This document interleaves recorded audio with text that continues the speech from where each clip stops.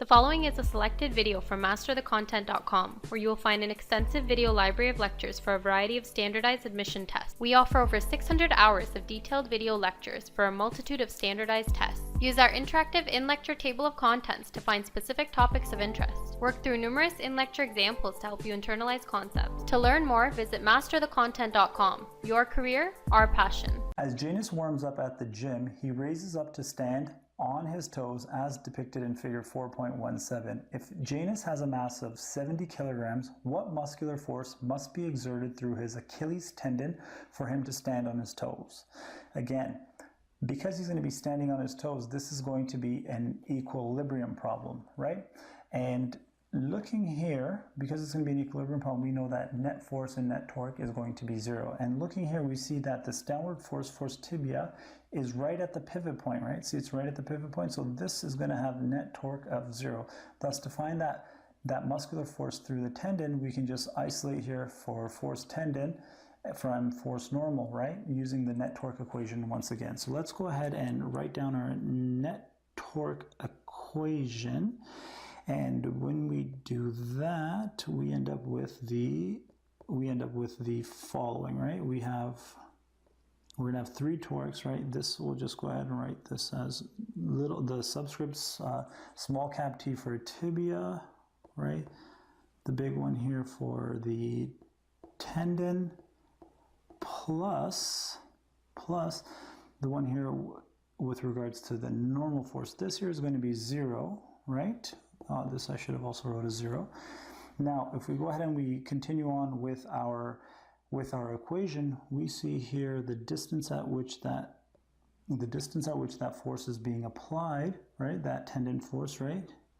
That muscular force through the tendon,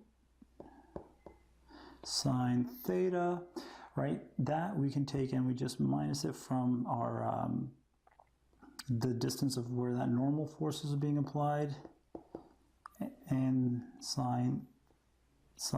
oh, that one didn't come out right. Sine theta is going to be equal to 0. Now, what is it that we're looking for? We're looking for the following. Wonderful. Now, one other point that I would like to point out is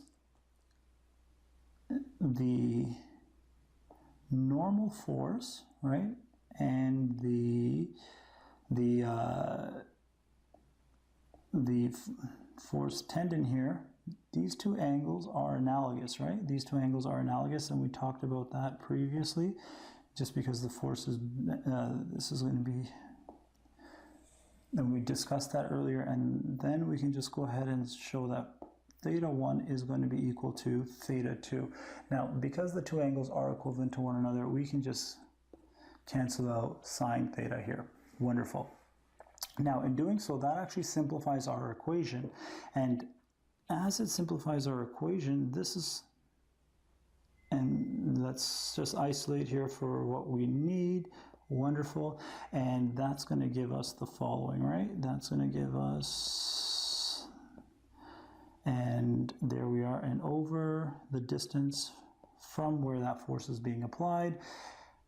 Wonderful. And now if we just go ahead and we fill in our values here, actually, you know what, we could run into a little bit of an issue with room. So we'll actually go ahead, now that we have a working equation, we'll solve this one on the next slide. So let's go ahead and move forward now. Wonderful. Great. Okay. Now we have the distance of the normal force from where that pivot point is. That's actually going to be 10 centimeters, which we can write as 1.0 times 10 to the power of negative 1 meters.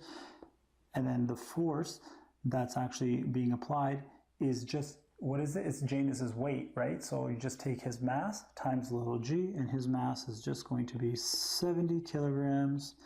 And little g, as we know, is just going to be 9.8 Newton kilograms, just for simplicity of our units here. Wonderful. And we just take that over the distance of where that muscular force through the tendon is being exerted, and that is going to be 5 centimeters, as we see from our 5 centimeters, as we see here from our diagram.